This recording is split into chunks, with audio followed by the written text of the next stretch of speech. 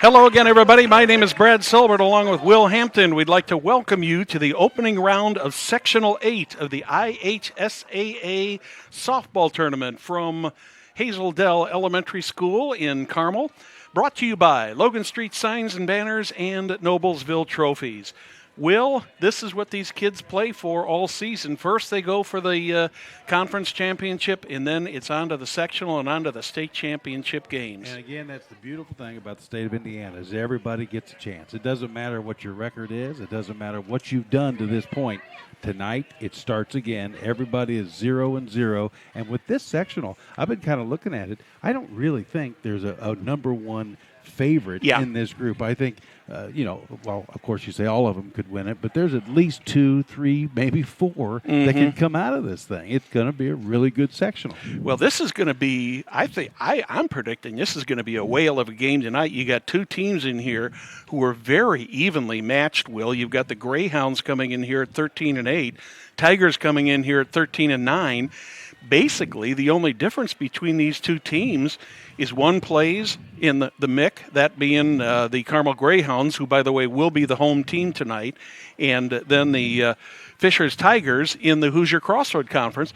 Both very good conferences when it comes to all levels of sports. And they played each other way back on May 6th, I think it was. Yeah. And Carmel won that game 16-15. Well, I was talking to a little Scott, bit of offense. I was talking to Scott Gregg, the longtime PA announcer here at Carmel. We were talking about that game before you arrived, and he said that was a non-conference game, and we had a lot of different people pitching, and not the typical strategy for a non-conference game.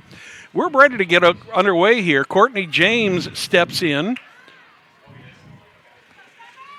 First batter for the Tigers, left fielder.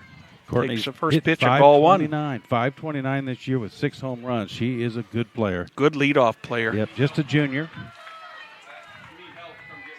2-0.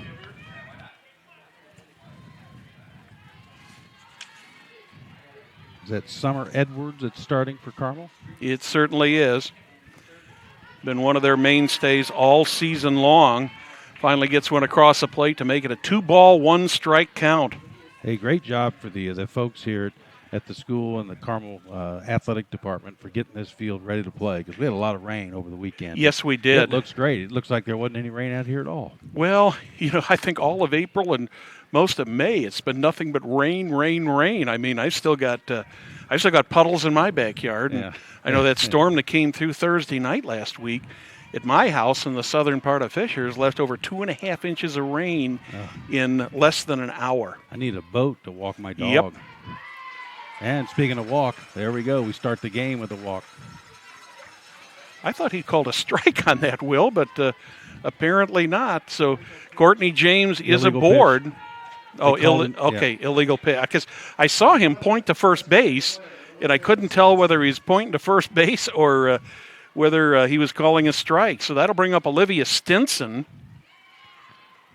Interesting story. She used to play for Noblesville just last year. Mm-hmm. She's already, I think, committed to Indiana, Purdue, Fort Wayne, or now I think it's just Purdue, Fort Wayne, right? Is that what it is? Fort Wayne, Purdue? I think they just call it Fort Wayne now. I think it's just Fort Wayne.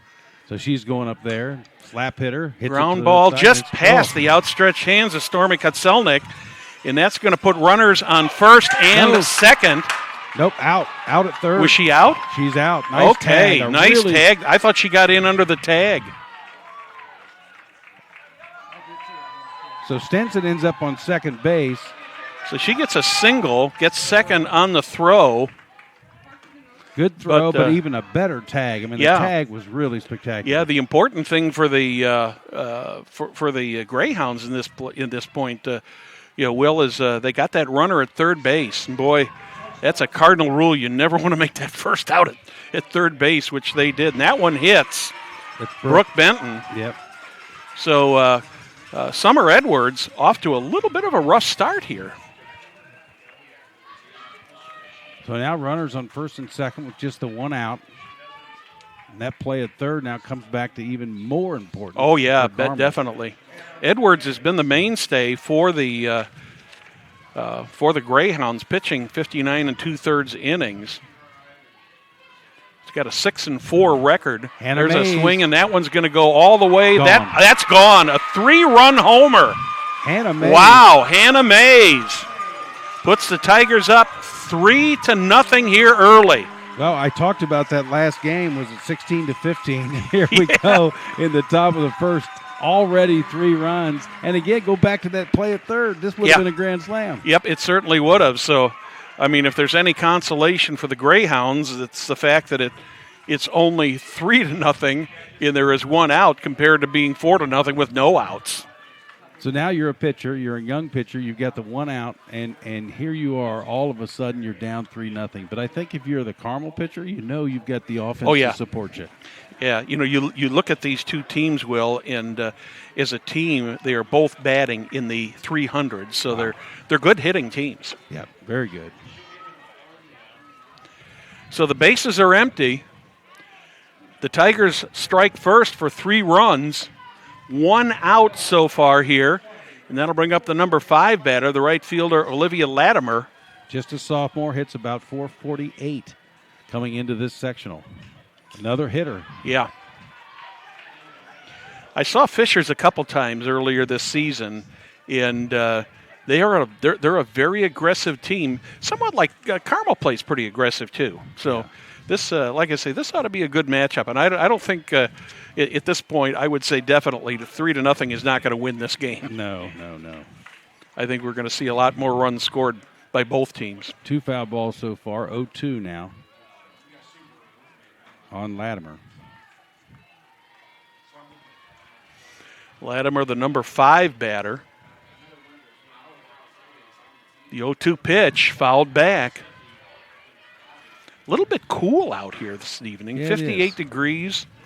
A northwesterly wind at 10 blowing right across the field. So that home run by Mays, that may have gotten a little bit of help from the wind because it was kind of blowing across here. An 0-2 pitch, that one's outside.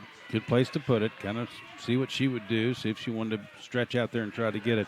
Yeah, that home run from Mays, that left the yard in a hurry. Yes, it did. Mm-hmm. No hesitation. The only question was it tall enough? Was it really high enough? Because it was a rope. Yeah, I think she definitely had a hit there, and I was thinking if it doesn't clear the fence, it's going to hit it very, very close to the top. Count is even now at 2-2 on right fielder Olivia Latimer. That one just misses that outside corner.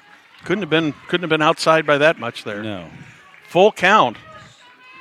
Summer Edwards has struggled here early, Will. Yeah, she needs a strikeout right now. This would help her psyche a ton. There's another foul ball.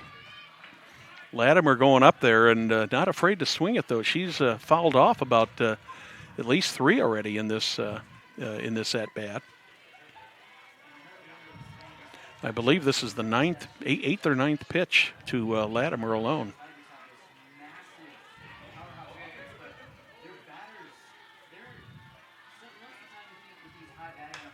Another foul ball. This one might be caught. No one's going to get there. Nope, just out of the reach. That's a play where the shortstop's got to have the speed to go get it if they can. But it starts with a jump. They got to know right away that they can go get it. If they've got the speed to go get it, sometimes they can chase those down behind third base. 3-2. Here she comes. Another foul ball in the other direction. She just got out in front of that one. I think she was looking for a rising fastball and got an off-speed pitch and just got right out there in front of it, Will. Yep. This is where the softball mom says, win the battle, win the battle. Good battle. good battle. Yep, this is. Both the pitcher and the batter. Battling it out, just keep fouling it off, make her throw pitches early in the first inning. As a coach, that's what you love. Make her stretch her out as best you can. Mm-hmm. As you said, Edwards would really like to have a strikeout here. She's not going to get another walk. Second walk of the inning. So that brings up Caroline Bernhardt, right? Yeah, first baseman Bernhardt steps in. She's a senior. Another good hitter, 438 average coming into this game. The Greyhounds have got, or rather the Tigers, got a lot of pop in their bats. That's good to see.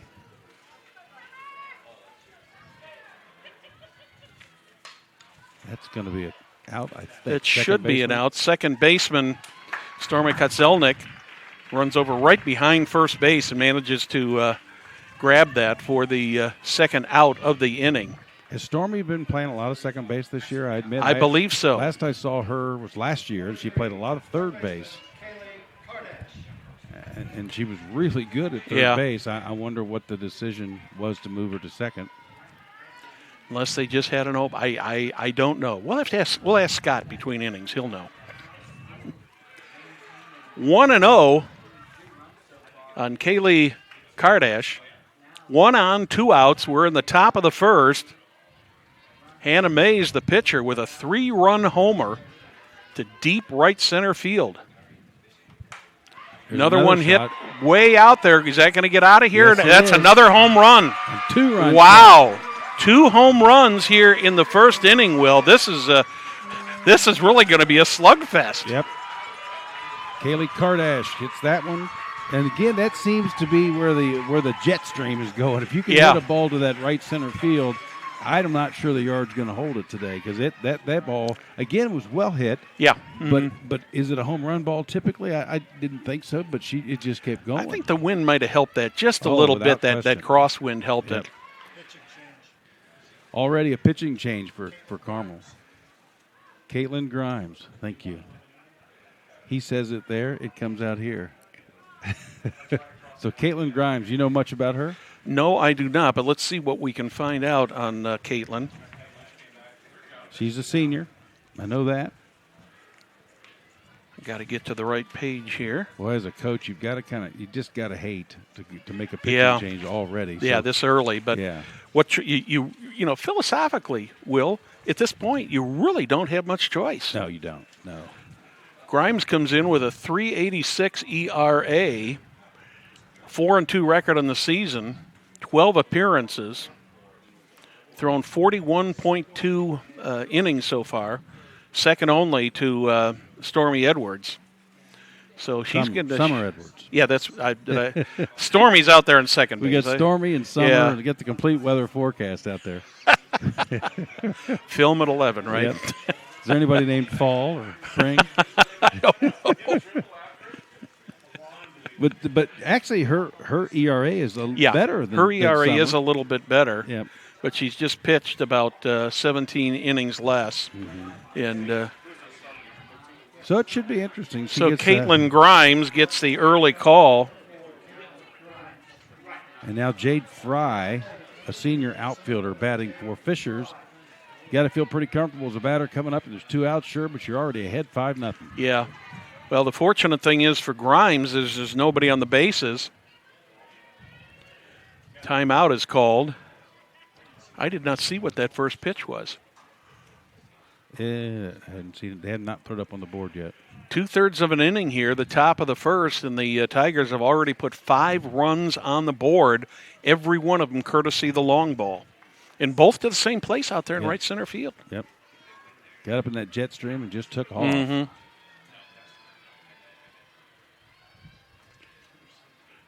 Pitch outside. From Grimes, that's outside. Ball 1. Apparently she did not have a previous pitch.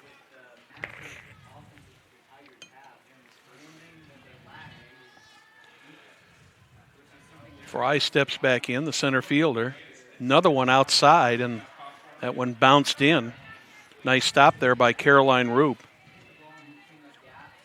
Yeah, if you're Carmel right now, you just want to get out of this. You want to stop it right here. No more base runners. Just make a play and move on to the bottom half of the inning. That one hits the outside corner. 2 balls and now 2 strikes. I thought there was another pitch in there. I thought so too. Yeah. But they immediately called timeout right afterwards. Yes. I think there was some issues of where that ball was going. There's a slap that's going to go over to the left side, just out of the range of Sarah Goddard over there at third base. A couple more feet, and she might have had a play on that. The thing with both those home runs, Will, is they were both line drive home runs. They weren't particularly hit real high, but a lot of power in that ball. Yep. Full count now. That's what the umpire is signaling.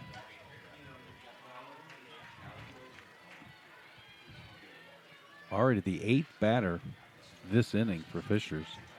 Greyhounds need to get an out here. Swing and a miss. They get the strikeout. Fry goes down swinging for the third out of the inning. So in the top of the first for the Tigers, 5 runs, 3 hits, 2 walks, 1 hit batter, nobody left on base. We're in the middle of the first. It's the Tigers 5, Greyhounds nothing. We'll be right back after this message.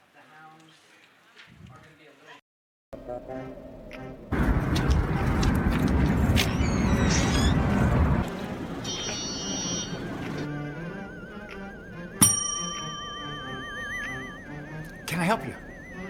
Yeah, I'd like to order a hamburger, fries, salt, maybe a large vanilla shake. Yeah.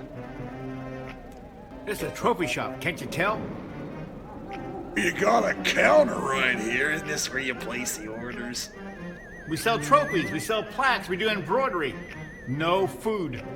You got carry out? Unlike the internet, everything that you need we have here at the shop. Very unique. You order today, carry out tonight. That's our version of carry out. All right, I'll take one of everything. Well, that may take a little longer. We'll have it for you tomorrow night. You know, Jim, I'll be back tomorrow to pick it all up. We'll wait for you. Don't wait long. Welcome back to Hazeldale Elementary School, home of the Carmel Greyhounds and Sectional 8 softball. We're a half an inning into this game, Will, and it's already about what you and I predicted in the pregame, that this is going to be a big scoring game. Yeah, and Hannah Mays was one of the 2 home run hitters in the first half of the first inning. But now she's in the circle. I always want to say on the hill. It's not a hill in softball. It's in the circle. So Hannah gets a chance to come down here, and toe the rubber and say, you know what, I've already got a 5-0 lead, and I was part of that. That's pretty special to take to get a chance to step in there and have that kind of cushion. Now, I was going to say, you followed softball for a lot of years. I mean, you and I did some games a number of years ago, and, of course, your daughter played over at Noblesville. What's the frame of mind of the pitcher going out there, and she hasn't even thrown the first pitch, and she's already got a 5-run lead? Extremely relaxed. She should be so relaxed right now. Just try to get outs. As we say in the game, collect the outs. Just try to get some outs. Don't try to be too fancy or too overpowering. Do your game, but the fact that she can just relax with a 5-0 lead, that's big. That's huge for her. First pitch to the third baseman, Sarah Goddard, is a little inside for ball 1. Second pitch, swing, just a foul tip there by Goddard. Evens up the count, 1 ball, 1 strike. Goddard's a junior. This is a situation for the Greyhounds here, though, that they got some runs to make up, but they got time to make it up too. Yeah. You always say, get some of it back. You don't have to try to get all 5 of it back. If you get 2 this half inning, that would be a victory. I think if you could cut it almost in half, or cut it in half by getting 3, you don't necessarily think you have to go get all 5 right here in the bottom of the first inning. The 2-1 pitch, that one's a little bit inside. Well, she is working the inside. Yep. And Goddard's just standing there, daring it to hit her. I yeah. think. Well, Goddard steps pretty much up to that plate, pretty close there. That's called a strike. Yep. Full count. She's tough. She's staying in that box, staying right up there next to the plate. And even though Mays is working that inside almost every pitch. Yeah. Comes in again and foul off. Ball, yeah. Well, Mays has pitched 105 1/3 innings for the Tigers this year, and they have played 138 1/3 innings. So you can see that the reliance is definitely there on her, and she's got a 3.59 ERA, which is pretty respectable. Swing and another foul ball. That one's going toward the ticket takers out there in right field. Kind of a cool, gray, overcast afternoon here. Yeah, I'm not sure if you get a popsicle if you bring the foul ball back or not, but you may not want one today. Another foul ball So can I have by Goddard. A cup of hot chocolate instead? Give me some hot chocolate or hot cup of coffee or a hot tot. Well, they wouldn't have hot toddies Not here. at this level, sir. Come on. I've seen some games where I could have used one. Oh, yeah. You better believe it. There's a ground ball slowly hit to the second baseman. Will they get there in time? Yes, they do. Nice play by by Bumps over there at second base. She had a charge on that ball to get that in there, Will. Yep. Sarah Bumps, the senior, makes a nice play. That was good hustle. And you know the leadoff batter is fast and can get down the line in a hurry. So sometimes you get a little nervous because you can see him getting closer and the ball's not to you yet. But she made the play. That'll bring up Megan Nichols.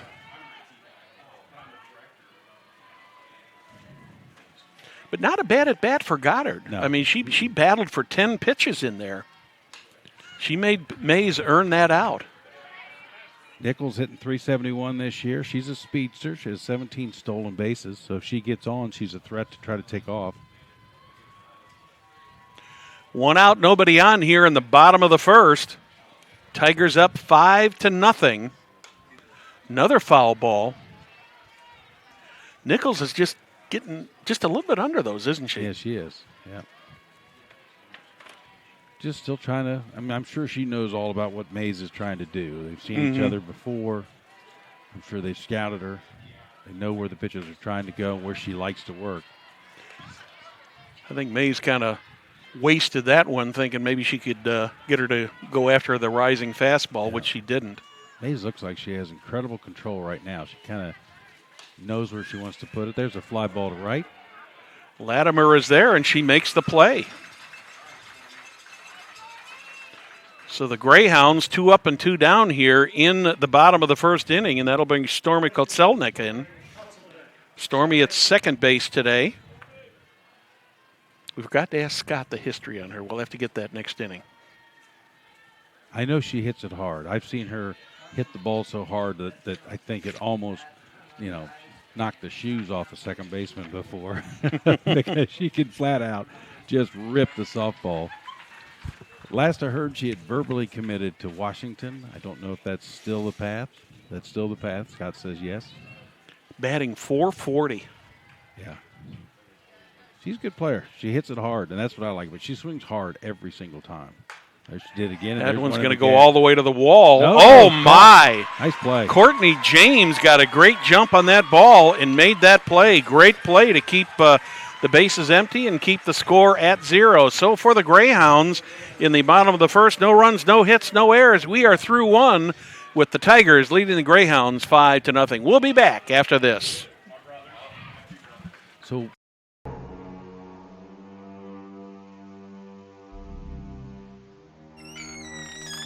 Can I help you? Yeah, I'm looking for Logan Street signs and banners. You found us. But this ain't Logan Street. This is South 10th. We moved 22 years ago. Well, how come you didn't change the name? That would have just confused people. Well, actually, South 10th is Allisonville. If you're from Fishers. Well, before that it was 37A, and before that it was State Road 37. So you're telling me that Logan Street signs and banners isn't on Logan Street anymore. It's actually on South 10th. That's Allisonville and Fishers. And before that, it was 37A and 37? So you got that straight? Logan Street signs and banners conveniently not located on Logan Street, but rather South 10th Street in Noblesville. Exactly.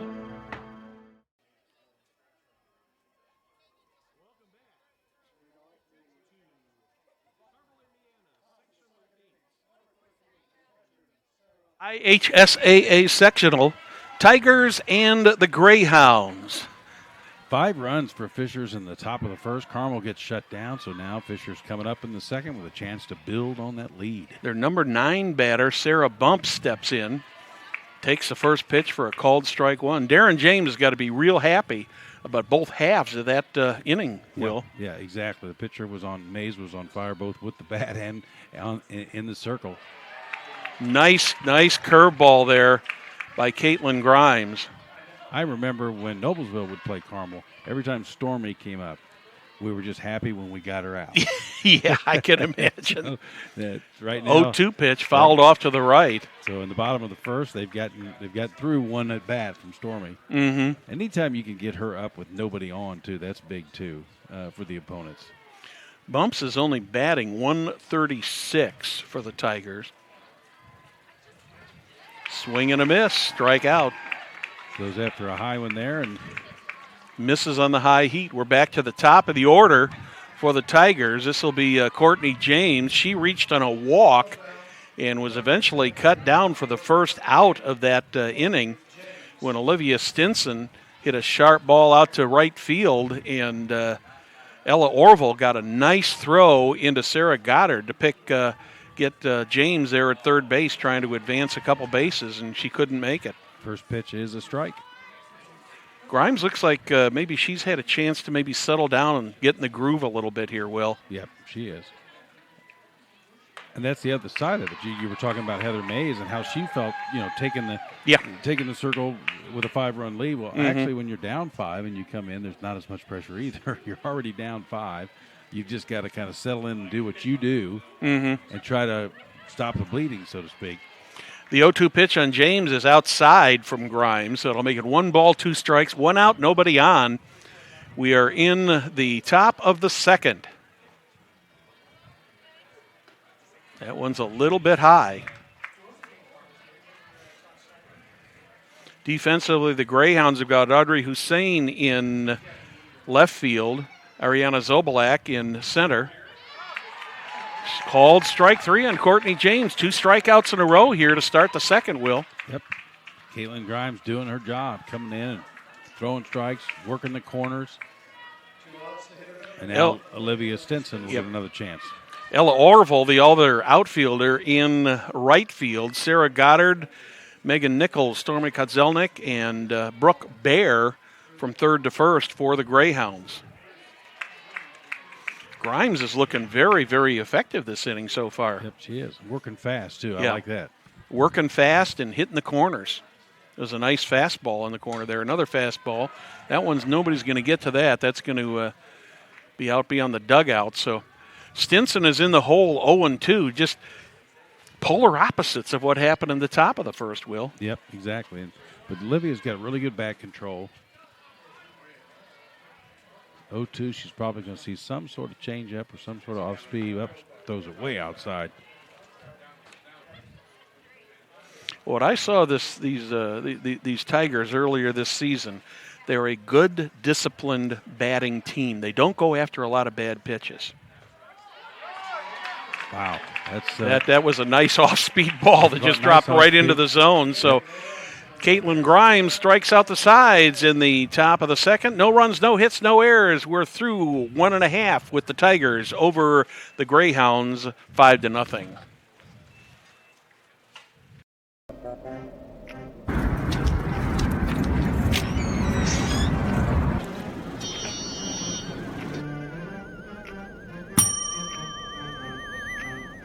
Can I help you? Yeah, I'd like to order a hamburger, fries, salt, maybe a large vanilla shake. Yeah. This is a trophy shop, can't you tell? You got a counter right here. Isn't this where you place the orders? We sell trophies, we sell plaques, we do embroidery. No food. You got carry out? Unlike the internet, everything that you need we have here at the shop. Very unique.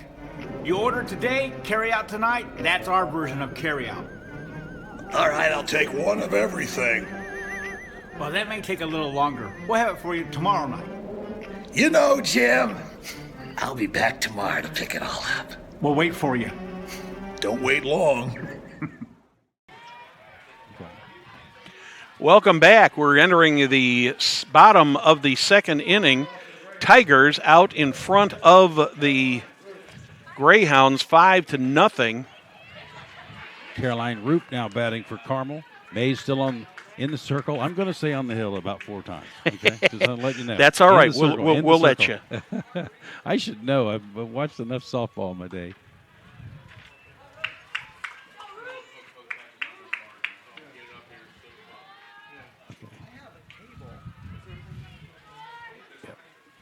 Okay. 0-2 on Caroline Roop, the catcher and the cleanup hitter. Well, it's just a little high and outside, and she didn't bite on that. I like what Mays is doing, though, for Fishers right now. She's just working the plate. With an 0-2 count, that's a great place to put it. Now 1-2, another foul ball.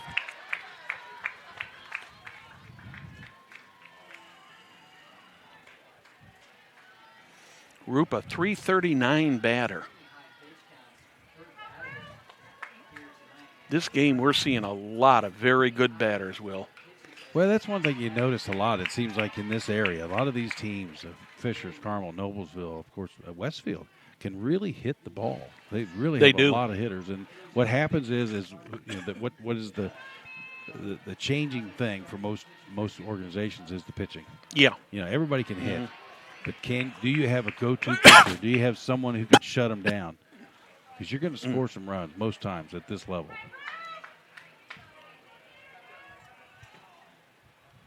Two now. Well, Mays is just a sophomore, so swing and a miss. First out of the bottom of the second. First strikeout for Mays.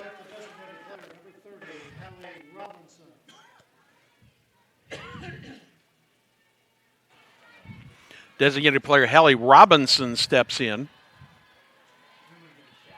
295 hitter. Takes that first pitch. The rising fastball just rose a little bit too much. And 1 ball, no strikes on Robinson. Another junior. Carmel's pretty young. They only have the 2 seniors on the roster. One of them, the pitcher, Grimes, who's pitching now.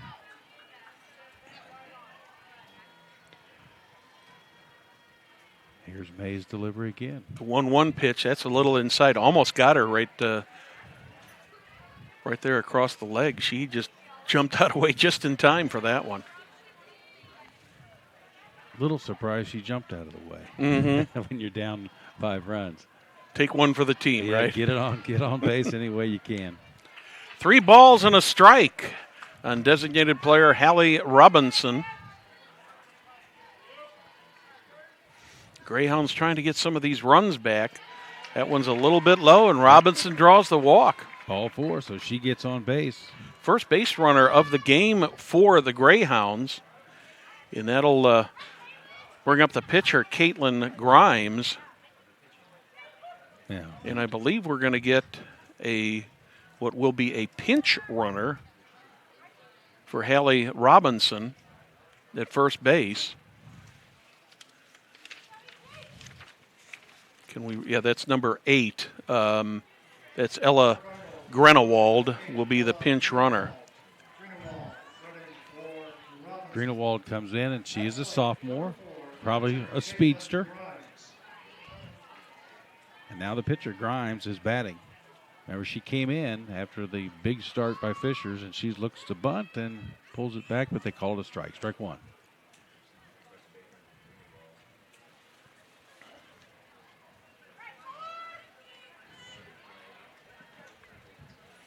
Grimes is a 125 hitter. Wonder if they might have her bunting in this situation, which they do. She missed it, or it went foul. Here's something here that you see at the next level a lot in college softball, is you see batters bunt with 2 strikes still. 2-strike bunting is something you see a lot of. You don't see it as much in the high school level, but it'll be interesting to see if she still tries to put it down. Nope, foul ball. Foul tip. Well, going from Edwards to Grimes, you lose about 225 points in the batting average from a 350 to a 125 batter. Yeah. But the Greyhounds had no choice but to make that change in that first inning, Will. Yep. A ball and 2 strikes now on Caitlin Grimes. Came in with 1 out in the first inning. That one is a little bit outside. Evens the count up, 2 balls, 2 strikes. Good eye right there. Mm-hmm. 'Cause that one was close enough to think about. Bump setting up on the inside corner this time. That one's a little bit high, but called strike 3. Yep. So far, this umpire, I'm not sure who the umpire is. Scott, you know who he is? Nope. He likes that high strike. Yes, he does. He seems to be calling that. He's punched out a couple of girls like that with a strike 3 call on what looked a little high, but it wasn't. He's the guy with the call, right? Yipper. Ariana Zobalek steps in, the center fielder. She's the other senior on this team. So Grimes and now her the two seniors for Carmel, so very young. Zobalak is a 250 hitter. Greyhounds finally have their first runner of the day aboard, but whether they can be able to do anything or not here is at this point questionable because Mays gave up a walk, but she has, other than that, she's dominated this game, Will. Yeah, she sure has. And really in control. I don't think she's necessarily overpowering, but she really picks her spots. And the defense behind her, there was a couple hits. Stormy really ripped one, but out in left field, James well played. Made a nice yeah. play. Yeah, she made a very good play. Courtney James did. Chased it down. 1-2 pitch, swing and a miss. And that's the end of the inning. Doesn't make any difference. So another strikeout. And that is three strikeouts here in the second inning for the Greyhounds. No runs, no hits, no errors through two. Still, Tigers 5, Greyhounds nothing. We'll be back after this.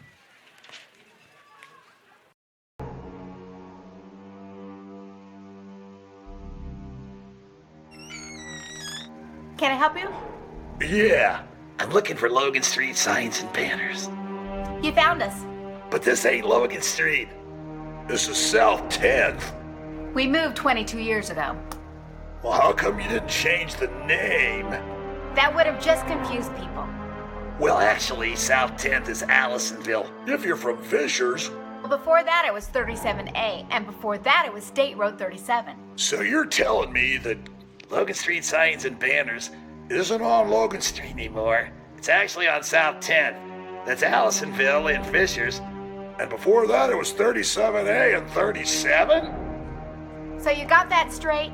Logan Street signs and banners conveniently not located on Logan Street, but rather South 10th Street in Noblesville. Exactly. Welcome back to Sectional 8 softball from Carmel. We're entering the top of the third inning. The Tigers with a 5-0 lead. Brooke Benton steps in for her second at-bat of the day. She took one for the team last time, hit by a pitch.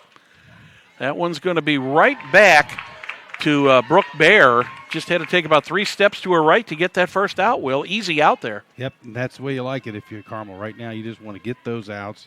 And I think Grimes has done a really nice job. Yes, she has. She actually was a transfer from out of state. Really highly ranked pitcher, a good pitcher that got injured. Came in injured and had to kind of sit out for a while. Had to work herself back into the lineup, huh? So she's a really, really good pitcher. Otherwise, might have started. So they feel like they're in good hands with her out there. Now they just got to rely on their offense to get back in this game. 1 out, nobody on. 1-0 on Hannah Mays. She hit that first of 2 line drive home runs there in the first inning to right center field. Look at how deep the fielders are playing for her, Will. They're almost back to the warning track. Yep, I don't blame them. A lot of respect for Hannah Mays. A lot easier to come in and try to make a play than it is to go out after it. And Mays is only a sophomore. I didn't realize that. I thought she was a junior. Yep, she's a young one. She's just a sophomore. She hits it hard, too. Foul ball to the right side. That home run was her 6th of the season.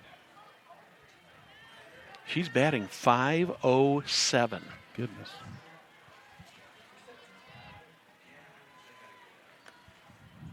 Three and 1 on Mays. There's a called strike, that high outside strike. You've said a couple times today that the home plate umpire is calling that out there. And that, if that's what he's going to do, if it's consistent, Yep. then everybody's okay with that. But that's what Mays happens. swings and misses at that one. It's recovered by Roop and tags Mays for the out. But that is the natural reaction to an umpire who's been calling kind of a high Yes. strike. Oh, yeah. He chases that high pitch, and it was up there. Yeah, that one was way up there. But that's what you do when you think, okay, well, here it comes. I think it's high, but he might call it a strike, so I better swing. Yeah. I mean, it's just you've got you got to adjust to pitchers, you got to adjust to umpires, you got to adjust to everything in this game. 2 outs, nobody on. Olivia Latimer steps to the plate.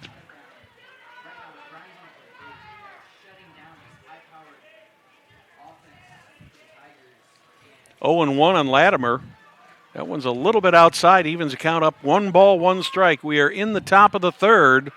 Tigers ahead of the Greyhounds 5-0. Just a little bit outside. Did you see Roop turn around and look at the umpire? Yeah. I think she was asking him where was that at. Yeah, and you don't make very many friends with the umpire No, when you do that. No, that is not a good thing to do. No, you just don't. You act like it didn't happen. 2-1 on Latimer. That one bounces in. Latimer walked her last time up. Was on base when Caitlin Kardash hit her home run. It's a 3-1 to Latimer. And there's that high, but that one is a ball. Yep. Ball 4. So Latimer gets on base again. First, both times she's been on by the walk, so she doesn't even have an official at bat today. That'll bring up Caroline Bernhardt. She popped out to second baseman Stormy Kotzelnik in the first inning. Senior hitting .438 this year. There's 2 outs, runner on first. That was high and tight. High and tight, yeah. Strike 1. Yeah, sometimes on those inside pitches, though, Will, it's really hard to judge those because, when I played ball years ago, we did not crowd the plate like the kids do today. They are right up there on that plate. Quick throw to first. Latimer is back in plenty of time. Yep. She gets dirty for the day. Mm-hmm. Back.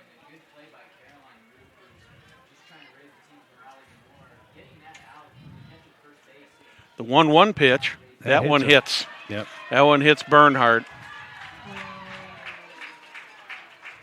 And that'll bring up Kaylee Kardash. She had the second of 2 home runs in the first inning.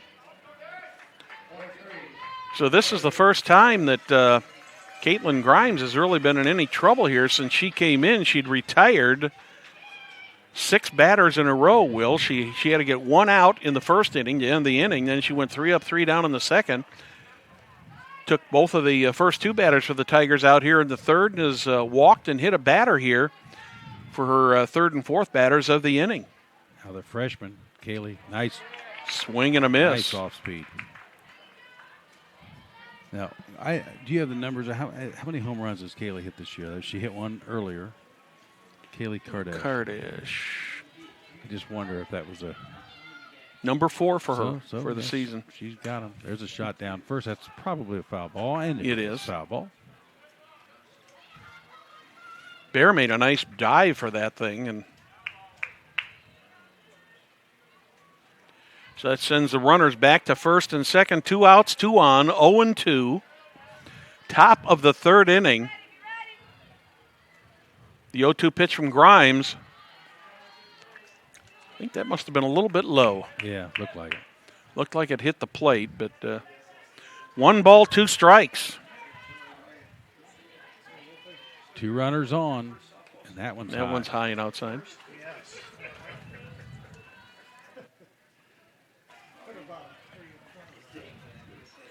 So we got 2 balls, 2 strikes, 2 on, 2 out.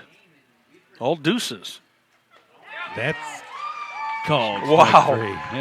Roop knew it right away. What a nice curveball there from Grimes to end the third inning. So in the third for the Tigers, no runs, no hits, no errors. 2 left on the bases. We're in the middle of the third. Tigers over the Greyhounds 5-0.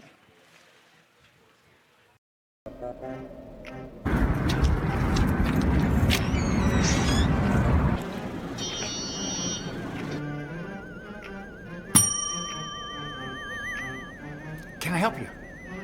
Yeah, I'd like to order a hamburger, fries, salt, maybe a large vanilla shake. Yeah.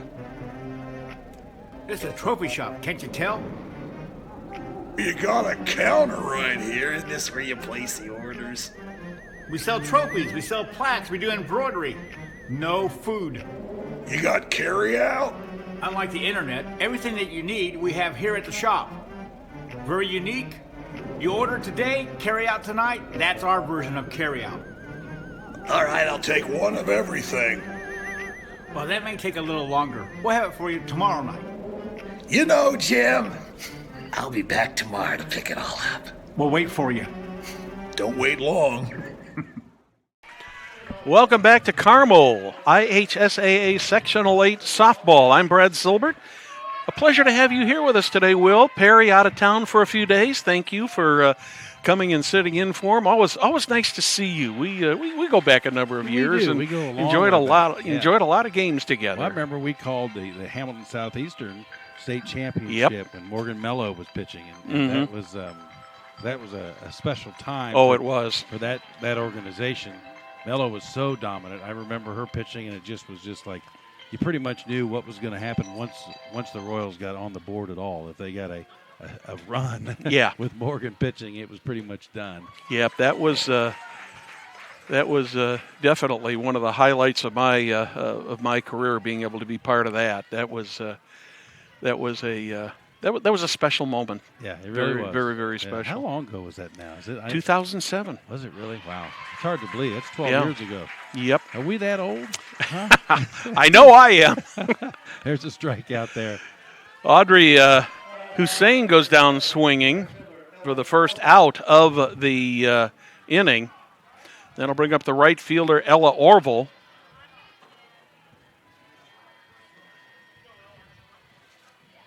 First pitch to Orville is a bunt. Tried to bunt the ball, but ended up getting a little bit of a fly ball there. Kaylee Kardash came in and grabbed that for the second out. So 3 or 4 pitches here, and we're already down to 2 outs.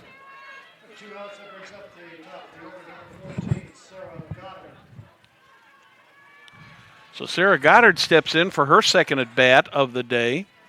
Grounded to second in the first inning. This is what Hannah Mays does to these batters, though, Will. She just gets out there and gets in a groove and just mows them down. And she is playing third base, and Scott was telling us that Stormy has been at second base all year because Goddard is a natural third baseman, and she's actually committed to Duke. So here she is an ACC D1 commit. There's a pop-up back over our heads. 0-2 on the leadoff batter, Sarah Goddard. That one took about 3 bounces and ended up bouncing right back in front of us. That's the ones where the fans in the stands, they kind of forget about it. And all of a sudden somebody's going to have a little nod on their head. Yep, that's high. Yeah, I think that was kind of a wasted pitch there by Hannah. I don't blame her. Goddard's a good player. Mm-hmm. She can play, and I mean, there's a lot of really good players in this area. Well, Goddard's a .394 batter. That a little bit low and inside, evens up the count. 2 balls, 2 strikes, 2 outs, nobody on. Mays struck out the first batter. First pitch to the second batter was a pop out. So it's been a relatively easy inning so far for the Tigers. There's a foul ball, line shot. Inside pitch, she just ripped it way, way foul. That one ended up in fair territory in diamond number 2 in right field. Beautiful complex here at Carmel. 2-2. That's going to be high one. Brooke Stinson lines it up. And the Greyhounds go up 3 down in the bottom of the third. So for the Greyhounds in the third, no runs, no hits, no errors, nobody left on the bases. We're through 3. Score remains Tigers 5, Greyhounds nothing.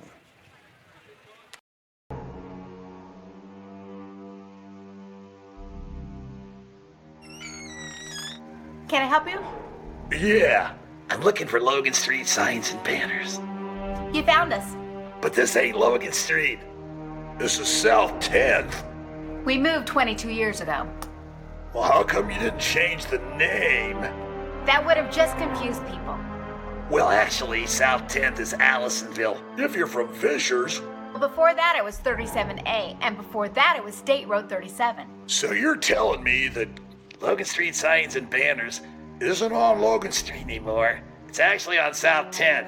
That's Allisonville and Fishers. And before that, it was 37A and 37? So you got that straight? Logan Street signs and banners conveniently not located on Logan Street, but rather South 10th Street in Noblesville. Exactly. Welcome back to Carmel, IHSAA softball on Hamilton County Television. I'm Brad Silbert along with Will Hampton. We are through 3. So far, Will, the top of the first inning is the only inning we've had any scoring in. Both of the teams have really, the Tigers just haven't given up anything, and the Greyhounds have kind of settled down, and at least defensively, they're keeping the Tigers from scoring anymore. Well, they made the pitching change. They brought in Caitlin Grimes, and she has done a really nice job to put out the fire for Fishers. Fisher scored 5 before she gets in. Carmel still trying to get their first base hit of the game. Jade Fry steps in, 0-2 on her. 2 foul balls. Yeah, it's not very often anymore where you see a team that has 2 really first-class caliber pitchers. Like the Greyhounds do in Grimes and Edwards. Is that the ice cream truck somewhere by? I don't. It sounded like it. I'll take a dreamsicle, please. The 1-2 pitch. That might There's fall. one that may fall, but Nope. looks like Megan Nichols is there to make the play. When that one left the bat, I thought maybe that was going to end up between the shortstop and the left fielder, but Nichols got back there in time to retire Fry for the first out. Sarah Bump steps in. Another one of the seniors. They've got, 5 seniors on this Fishers roster. She went. Yep, she didn't like it, so that's okay. Mm-hmm. Sometimes it's good to stay away from a pitch that you don't like, especially the first pitch of the at bat. Grimes started her. Yeah, he started her out with a nice curveball there. That Ooh, that one got her. That had to hurt. Yeah, that came in. I heard that all the way up here.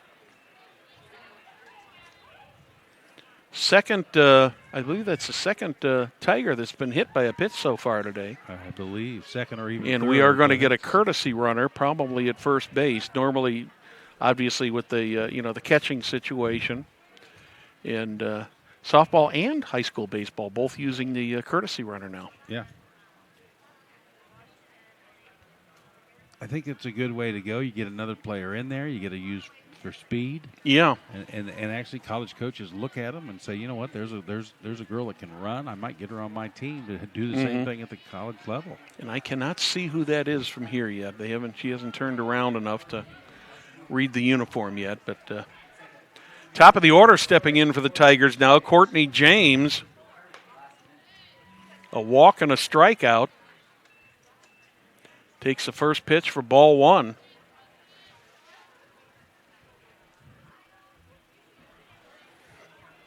One on and one out for the Tigers here in the top of the 4th. The 1-0 pitch from Grimes is outside, misses 2-0. Thank our technical crew here today. Lucas Lacane off to my left. He is running the camera today. Will Wofford. Can they turn 2? They're going to have to settle for 1, and they do get 1. Little bobble there by yeah. Stormy. She bobbled that ball. Had she not bobbled that ball, I think she definitely would have had the runner at second, would have had the lead runner. But whether they would have scored 2, gotten 2 or not is questionable there, Will. Well, I think she was thinking, do I get it and tag her real quick, or do I get the ball to second? Or yeah. And sometimes when you overthink she overthink it, sometimes it causes little. Maybe she took her eye off the ball quickly, too. Exactly. That one's outside. Nice block there by Caroline Rue. There's the ice cream truck again. Yeah. We'll get rid of that. I still like to see who the runner is on second. You know, I have not been able to see who that is. I don't think anybody up here has. Olivia fakes a little bunt. Misses. Maggie Weber. Maggie is the runner on second Weber. for Fishers. What number is she? She's number 9. Number She's a 9. freshman. She's a okay. freshman. Nice first name.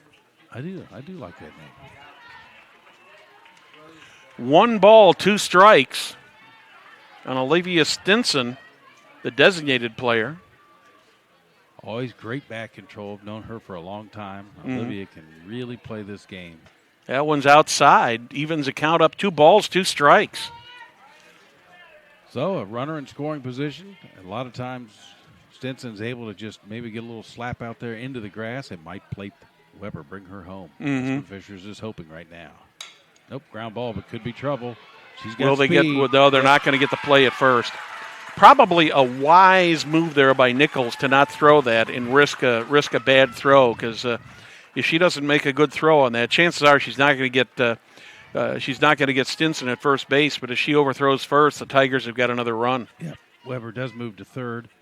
Stinson gets the base hit. The Tigers pick up their 4th hit of the day. That's the beauty of that left-handed slapper. You can do a lot of things because you're starting 4 steps ahead of where a right-handed batter would be. Way out there by the time you make contact, so she's really tough to throw out when she puts it where she did. 0-1 on Brooke Benton.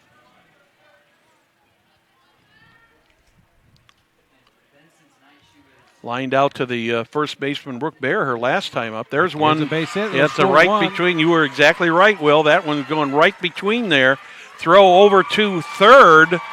And on the throw, Brooke Benton advances to second. So she'll get a base hit, advances to second on the throw. And Maggie Weber, I believe that's right, Weber. Yep. She scores the 5th or 6th run of the day for the Tigers. So now Fishers with runners on second and third, and if you're Carmel, you're like, uh-oh, Hannah Mays is coming to the plate. Yeah, Hannah Mays is up there. There was good running on the part of Stinson. I was watching her between first and second base, and when Ella Orville committed on that ball to throw it into third, trying to get the runner at third, trying to get Benton at third, ground ball. And so the... The Greyhounds really miraculously get out of this, only giving up 1 run.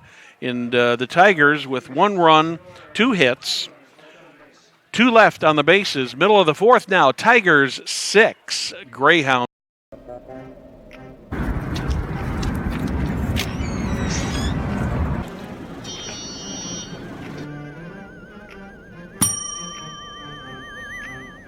Can I help you? Yeah, I'd like to order a hamburger, fries, salt, maybe a large vanilla shake. Yeah. It's a trophy shop, can't you tell? You got a counter right here. Isn't this where you place the orders? We sell trophies, we sell plaques, we do embroidery. No food. You got carry out? Unlike the internet, everything that you need we have here at the shop. Very unique. You order today, carry out tonight. That's our version of carry out. All right, I'll take 1 of everything. Well, that may take a little longer. We'll have it for you tomorrow night. You know, Jim, I'll be back tomorrow to pick it all up. We'll wait for you. Don't wait long. I'm Brad Silbert along with Will Hampton. We are halfway through this game, Will, and 6-0 in favor of the Tigers. I'm a little bit surprised that the Greyhounds haven't been able to put anything on the board so far. Well, Hannah's just really working her game She tonight. has done a great job. Yeah, her pitches are going right where she wants them. That one's outside. Betty called it a strike. That's tough for me to, and when we're sitting, sometimes that's the hardest thing to see. Yeah. Where that ball is as far as height. Megan Nichols, the batter, she tries to slap at that. It goes foul. She's in the hole 0-2. Well, I think with Carmel, what they're thinking now is, small ball, any base runners. Yeah. They've got to get some people on base so they can try to make something happen and get on the board. Mm-hmm. Get on any way you can. That's the motto for the Greyhounds right now. Yeah, they just need to have something happen here halfway through this game because they're just a few outs away from ending their season if they don't get something going here. And as you said, they don't have to score 6 runs in this inning. No, if they could just chip away at this and get 2 or 3 back, or one or 2 or 3, in each of the next innings, they'd have it made. There's a nice one right over that outside corner. Yep. Like you said, they've been calling it out there all night. Yeah, that's where he wants to be, and he'll live out there, and he'll keep calling it. And the batters are going to have to realize that that's what he's calling a strike. In his book tonight, that is a strike. Yep. Stormy Kotselnik steps in. Hit it hard last time, but a nice play out in left by James. Yeah, I thought that one was going to the wall, and Courtney James made a really, really nice defensive play on that ball to retire Stormy. She's a hard out. Yeah, 440. Mm-hmm. batter, 4 home runs. She doesn't. I don't know if she ever is going to hit a whole lot of home runs because she just hits ropes. She hits line Yeah. drives. And Good that- power hitter. Very hard. Hits it hard. That one's a little bit outside. That was called respect Yeah. for Stormy's bat. Put it way out there. Yeah. See if she would chase one. I guess maybe power hitter isn't the right term. I guess maybe just a good contact hitter. Well, I mean, Always makes contact, gets the bat on the ball, and probably doesn't strike out too much. She goes after it every time, though. When she takes a swing, you know it, and she hits it hard every time. She's only got 8 strikeouts all season. 2-1. Which That one's surprises fouled me back. a little because you would think the way she takes the cut, Yep. she gets her cut in. Yep, she's You would think aggressive. that might lend itself to more strikeouts, but she just a good hitter. Already committed to Washington. That's something that I'm glad the NCAA did was stop the very early commitments. That's outside. Ooh, boy, that just missed. She verbaled, I think. I don't know if it's urban legend or if it's fact, but when she was in 8th grade, Wow. to go to Washington. Sounds almost like a Damon Bailey for basketball. Yeah, and she's a great player. I love it. What they're doing now is they really can't talk to the kids till they're juniors, and that's the way it should be. They let them grow up. Yeah. She Another hits it hard hot again. shot down the left side there. Let them see if they really want to keep playing this game. Sometimes they get up about sophomore, junior year, and they kind of say, I just kind of want to go to college. Some of them I get want- burned out. Yeah, I want to study biology and be a doctor or something. I don't want to You know, play anymore. in my years of doing high school sports, and I'm sure you've seen the same thing. You've seen some kids who were maybe not necessarily outstanding athletes, but good to very good athletes who maybe weren't a D1 type player, but could easily go to D2 or NIA and in complete their careers and continue to play their sport. But they just elect not to. Yeah. And in that. And Another there's a hard well-hit ball to left field. James. Is James going to get there? No, she does not. But fortunately for the Tigers, that ball ended up fouled by maybe about 5 feet at the most. Yeah, on the other flip side of what you were saying, I think just about if you're a good college or good high school softball player and you want to play at the next level, you can. There's Yes. opportunities everywhere, from the NAIA to Division II, Yeah. Division I, of course, Division III. You can find a team. And a lot of these travel coaches, like a Mike Ramsey, does such a great job finding players, places they Yeah. can play, connecting the dots for these Full count. up the middle. Is that going to get caught? No, just over the outstretched hands of Jade Fry. So And that's Stormy a double. into second, first hit of the game for the Carmel Greyhounds. And that was another one of those rising shots. It Yeah. looked like it was going to be caught, but it just kind of elevated right over top Yeah, of her I head. thought Jade Fry might have a chance at that, but she didn't get it. That'll bring the catcher Caroline Roop up. Another 300-plus hitter If for you- the Greyhounds. If you're Carmel, you just say, let's get one. Let's get that one home. Let's don't waste that runner. You got one out. Stormy on second, Roop batting. That one's going to be fouled off to the right here. But, Will, I mean, you just went through this with your daughter here, a year and a half ago with college and stuff. And, my impression is here in Indiana and in the Midwest, there's a lot of good softball schools. Yeah, a lot of good softball schools. And she ended up kind of an interesting story. We can tell it, but let's see what happens here. She had she had already committed to St. Joe, Rensselaer, Division II. And she was going to play there, but then the school closed. Yeah. And then she went to a camp. Here she was already a junior, and she had a really good camp. Mike Ramsey kind of placed her in this camp up northern Indiana, and the coach from the University of Detroit Mercy, Division I softball, saw her play and said, I want you on my team. And next thing you know, she's signed a letter of intent to play at Detroit Mercy. Swing and a miss. Caroline Roop goes down on strikes. And they just recently won the Horizon League Championship and played in the NCAA tournament. And what a neat freshman experience. Yeah. Oh, just an unbelievable Big time freshman experience to get a chance to do that. That was fun. And I love what college athletics can do for the student athletes. They have an instant group of like 22 friends. Yeah. They walk onto a campus in a place where she'd never been in her life, and instantly she's got 22 good friends. Yeah, that's super. Of course, you talk about teams here in Indiana, and both you and I have connections to Marion from years ago, and they've got an excellent softball program down there this year, number one in NAIA. Well, they're 53-1, and they're going to the NAIA World Series. They play this Friday. They play Friday. They're the number 2 seed, I think, in the draw, and they play the winner of one game Friday at 5 o'clock our time. I just talked to Scott Fleming, the coach, today, actually, and he's real proud of his team. They won 50 in a row before they lost a game in the opening round of the NAIA tournament. Came back through the losers bracket to win that draw and qualify for the World Series. 2 balls and a strike. He told me, it was Scott Fleming, hey, Coach, I said, you won 50 in a row. What do you have to do to win the championship? And then he said, well, we only have to win 4 in a row.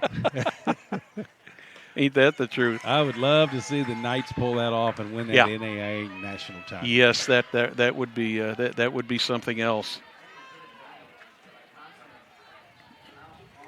2 balls, 2 strikes, 2 outs, 1 on.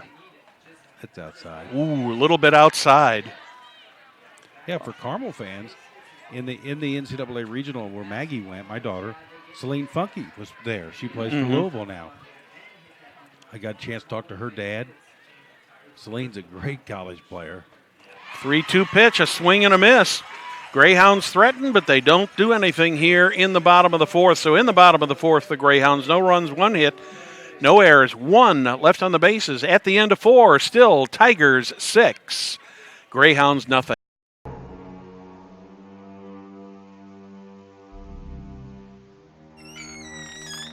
Can I help you? Yeah, I'm looking for Logan Street signs and banners. You found us. But this ain't Logan Street. This is South 10th. We moved 22 years ago. Well, how come you didn't change the name? That would have just confused people. Well, actually, South 10th is Allisonville. If you're from Fishers. Well, before that it was 37A, and before that it was State Road 37. So you're telling me that Logan Street signs and banners isn't on Logan Street anymore? It's actually on South 10th. That's Allisonville and Fishers. And before that it was 37A and 37? So you got that straight? Logan Street signs and banners conveniently not located on Logan Street, but rather South 10th Street in Noblesville. Exactly. Welcome back to Carmel, Sectional 8 softball. Brad Silbert along with Will Hampton. So far it has been all Tigers, Will. Yeah, they've scored the 5 runs in the first inning and 1 last inning. So here we are in the top of the 5th with a chance for Fishers to put more on the board if they can. The 5, 6, and 7 batters in their lineup will be facing Grimes this inning, and there's a solid hit right, just to the right of Grimes, right over second base. So Olivia Latimer takes the first pitch and is on base with the 6th hit of the day for the Tigers. That'll bring Caroline Bernhardt up. One of their seniors. She got hit by the pitch last time, if I remember, didn't she? Yes, and she popped out to the second baseman in the first inning. Unofficially, she's reached base. Looks to bunt, fouls it straight back. Will, I've asked this question to many people, and you and I witnessed this back 12 years ago. Will there ever be another pitcher as dominant as Morgan Mello? I don't think so. Maddie Taylor from Noblesville might be close. She's only a sophomore. There's a ground ball. That's going to go right between the second baseman and the shortstop, and the Tigers are in business here in the top of the 5th with 2 hits and 2 runners on base. But to answer your question, probably no. Morgan was just so dominant, so powerful. Maddie, like I said, it's just a sophomore, so we don't know where she's going to develop and how much more she is. Well, Maddie Taylor did a heck of a job last year as a freshman. Again, there's a hot shot over to third, get the lead run. Probably a good play there by Megan Nichols to get that ball over to Sarah Goddard in time to get the lead runner, Will. Yeah, great play, great awareness for her to know that she had time to still go there. It's a forced play, so it's a little easier, no tag needed, so they would get the lead runner at third base, and that helps all the time. Looks like we might see another pinch runner here. Potentially. They're thinking about it, but Yep. it looks like Bernhardt is going to come out, and that will be a pinch runner. So I would assume that she will go back in. Looks like that's number 14, Naya Duplessis. Say that quick 3 times. Does that mean there's 2 of her? Or close. I think what Darren James is thinking here is if we can get another run or 2, that one fair. is a fair ball. Yeah, it stayed Will fair. she make? What did she? No, I think she's out at first.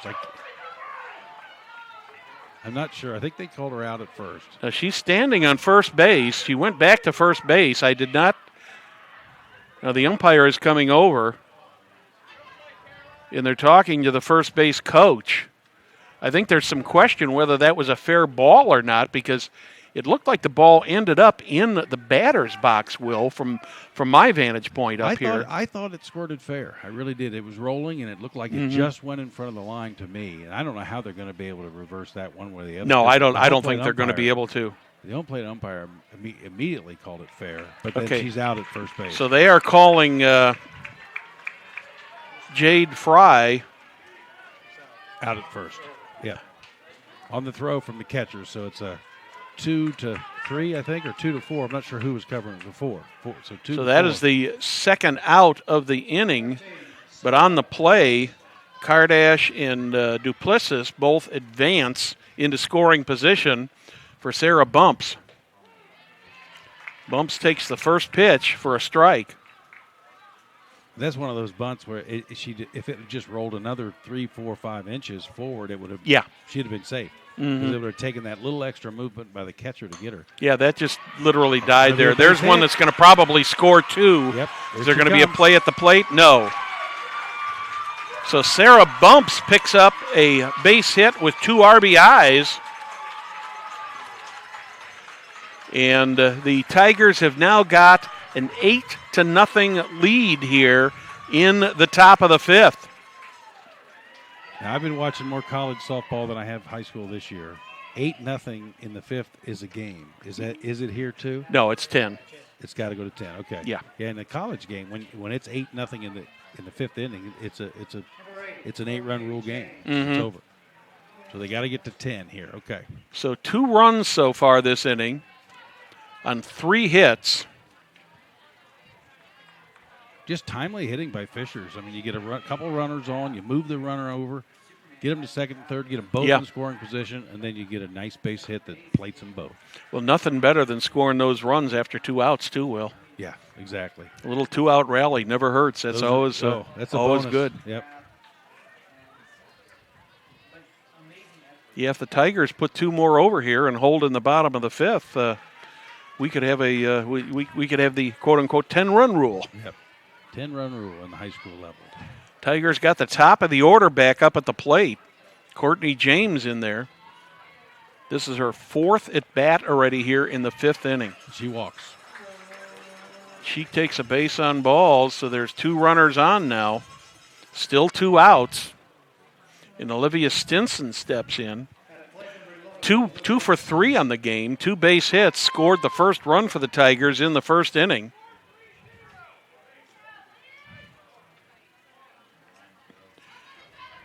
Eight runs. I've got 8 hits for the Tigers.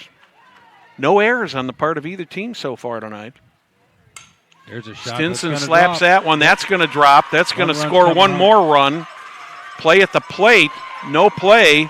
Back to second. That one goes into right field, but the runner on second, who was, I believe that would have been Kardash, she did not advance. So Stinson puts it in play. She's just known for that. She just has great bat control, and she does another job. She's going to have a nice career at Fort Wayne when she gets up there here in a couple of years. She's still just a junior, so she has another whole year at Fishers next year, but she just has a knack to put the ball in play. She gets another RBI. It's 9-0 Fishers here in the 5th inning. 3 runs so far here in the inning. There's another base hit. That's Could probably score going to another one. score another run. There's going to be a play at the plate. Let's see. Oh, it's cut off. So the Tigers have come up with 10, or they're up 10 to nothing right now here in the top of the fifth. 4 runs, Will. And Hannah Mays coming back to the plate for Fishers. This is the last thing that Caitlin Grimes and the Carmel coaching staff want to see Hannah Mays back up there. Although she did strike out her last time, or one time today, but she's got a home run and grounded out to shortstop. Now the Greyhounds are all gathering in the circle there to try to figure out how to defense this thing right now. And the Millers, they're playing in the second game. Yep. Play Westfield. Yeah. Well, one thing about this, what I've seen with Fishers, it's been 2 entirely different modes of offense. And the first inning was power. They hit 2 home runs, a 3-run shot and a 2-run shot, if I remember. And then, so they had 5 runs with power. And then since then, it's just been picking and picking and popping, just kind of moving. They've been just putting the ball in the right place. Moving the ball where you need to put it and knocking home runs. And it's interesting to see 2 different styles in the same game, and now all of a sudden it all adds up to 10 runs against 2 different pitchers. So runners are on first and second. Brooke Benton at first. Olivia Stinson out there at second. Mays, she took another home run swing there, Will. She does. She gets her money's worth, as they say, when she takes a swing. A lot like Stormy. She's just a sophomore. The pitcher, she's already got a 10-run cushion. Now she's batting to try to add to it. Wow, that looked a little bit too high to me. From our vantage point up here, that looked very, very high. Carolyn Roop really had to stretch to grab that one, but it's been called there all day. 0-2 on Mays. Nope, foul ball. Foul ball. Well, people listening will enjoy this comment from me. I never argue with the umpires. I think what he's doing is just a marvelous job. He's been the thing you got to give him credit for, though, Will. He has been consistent. Yes, he has. In that. I know in a coach's mind, that's half the battle. That one comes in a little bit low. Yeah, you just kind of want to know, okay, where is the strike zone? And where is it? What's he going to do? And I think he's done a nice job. that strike has been there since the first inning. It has. And both the pitchers have taken advantage of it, which they should. That was a little high and outside. High and outside. Now 2-2. 2 runners aboard for the pitcher, Mays. Hannah has a chance to add to this. Right now, she's got, if she can shut them out here in the bottom of the 5th, they'll get the 10-run. Yeah. That one's fouled off to the left once again. Beautiful night for softball out here. This is a little cool, but that's okay. Little cool. The breeze doesn't seem to be quite as strong now as it was at the beginning of the game.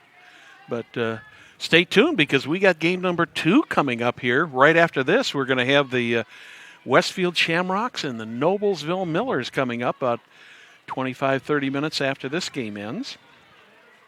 Yeah, it's kind of interesting. This year's sectional draw was almost a carbon copy of last year's sectional draw.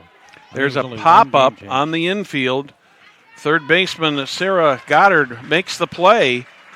And the Tigers send 9 batters to the plate.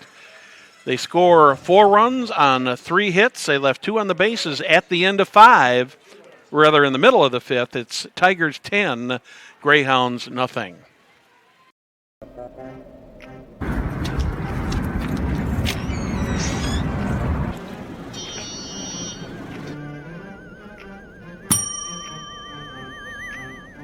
Can I help you? Yeah, I'd like to order a hamburger, fries, salt, maybe a large vanilla shake. Yeah. This is a trophy shop, can't you tell? You got a counter right here. Isn't this where you place the orders? We sell trophies, we sell plaques, we do embroidery. No food. You got carry out? Unlike the internet, everything that you need we have here at the shop. Very unique. You order today, carry out tonight. That's our version of carry out. All right, I'll take one of everything. Well, that may take a little longer. We'll have it for you tomorrow night. You know, Jim, I'll be back tomorrow to pick it all up. We'll wait for you. Don't wait long. Welcome back to Carmel.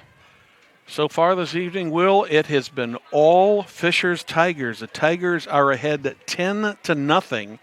Hannah Mays with a one-hitter through 4 innings here, and she's had an amazing performance tonight, both defensively from the mound and also offensively from the batter's box. Now, if she could shut down Carmel here, this game will end early with a 10-run rule. She needs 3 outs to end it right now. And we have a pinch hitter stepping in for the Greyhounds. Maddie Searles. Searles. That's a foul ball. Foul ball. She's in the hole at 0-2.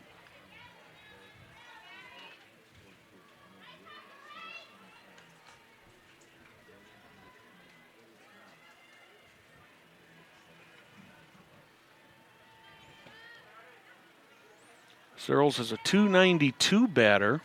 Junior. 0-2, little high.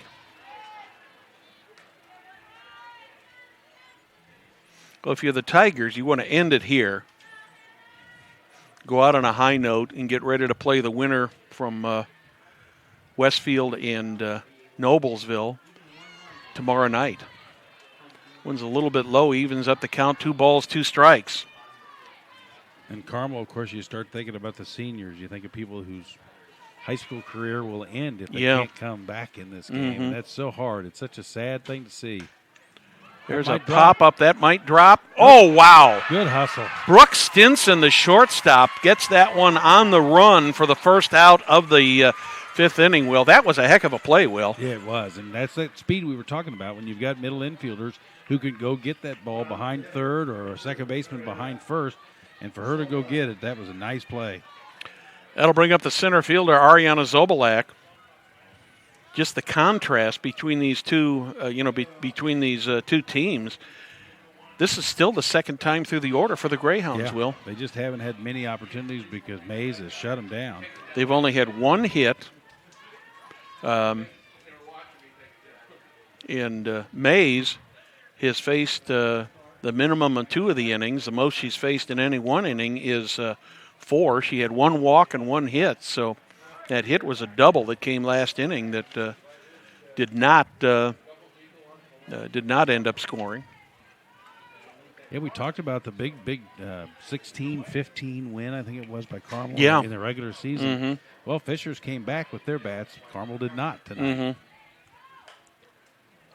But that's the beautiful thing about this game. They just got to get right now. They want 1 run. Keep this thing going. Yeah, they'd like to at least keep this thing going. They'd like to. If they lose, they'd rather not lose by being shut out and lose by a 10-run rule. Yep, they want to get 1 run this inning. Do anything they can. Get on base. Zobalak struck out her first time up. She strikes out again on a swing. So down to 1 last out for the Carmel Greyhounds. Down 10-0. Needing 1 run in this inning to extend this game past the 10-run rule, 5-run inning. That'll bring up Audrey Hussein. Struck out swinging in the 3rd. Another freshman. Well, to be honest with you, Will, a 10-run rule in this game was the last thing I expected to see in this game. Yeah, I thought it'd be high scoring, but I sure didn't expect Carmel to be shut out. Did not expect that at all. But, I think one of the differences is you look at this game compared to the game that they played 2 weeks ago, and, it was a non-conference game for both teams, obviously, MIC and HCC. So when you're playing a non-conference game, you just play the game differently. Yeah. And, you maybe pitch your second or third pitch, or you give maybe some of your fielders, give some of your prime people the day off, figuring, well, if we can win the game, fine. If we can't, it's not, it's not going to hurt us for the conference. And because I know the Greyhound's been in the HCC or Fisher's been in the MIC. Yeah. It probably would have been a very different game. Would have been. But tonight you can give this one to the bats of Fishers and also Hannah Mays. Yeah. What a night. Pitched a beautiful game. 2 balls, 2 strikes, 2 outs. Greyhounds down to their last strike. trying to make something happen here to keep alive in this game. And in a tournament situation, a coach loves to see his pitcher only have to go 5 innings. Oh, yeah. That's big for tomorrow. Foul ball. Hussein managed to get just a little nick of that ball to stay alive. Well, it looks like the Tigers will either play the Noblesville Millers or the Westfield Shamrocks tomorrow night. We'll have that game coming up here about a half an hour after this one ends, so please stay tuned. Swing and a miss, and this game is over. So in the bottom of the fifth for the Greyhounds, no runs, no hits, no errors, nobody left on the bases. Final score, Fishers Tigers 10, Carmel Greyhounds nothing. Will, your thoughts on this game? Well, just a powerful start for Fishers, for them to jump out of the gate in the first inning, hit the 2 home runs, 2 shots that got up in the airstream and left the ballpark in a hurry, and for them to jump out 5-0 and then just give the ball to Hannah Mays and let her go to work. Chip away like they did later and add 5 more runs. But the first inning, you hate to see a game really decided in the first inning. This one was. Yeah. I couldn't have said it better, Will. Very, very, very well said, because I think the whole tone for this game was set right there in that first inning. In the top of the first, the Tigers showed offensively that they're here to play. In the bottom of the first, and in the rest of the game, the Tigers just showed that defensively, especially Hannah Mays out there on in the circle, she showed that she was there to win this game, which the Tigers did do. So we are going to take a break of about 25 or 30 minutes, and we will be back with Game 2. But in the meantime, I'd like to thank you for watching Game 1 of IHSAA Sectional 8. Final score once again, the Fishers Tigers 10, Carmel Greyhounds nothing. Our participating sponsors are Logan Street Signs and Banners and also Noblesville Trophies. On behalf of our technical crew, Lucas and Will, I'm Brad Silbert along with Will Hampton. We'll be back in about a half hour with the Shamrocks and the Millers. We'll be back after these.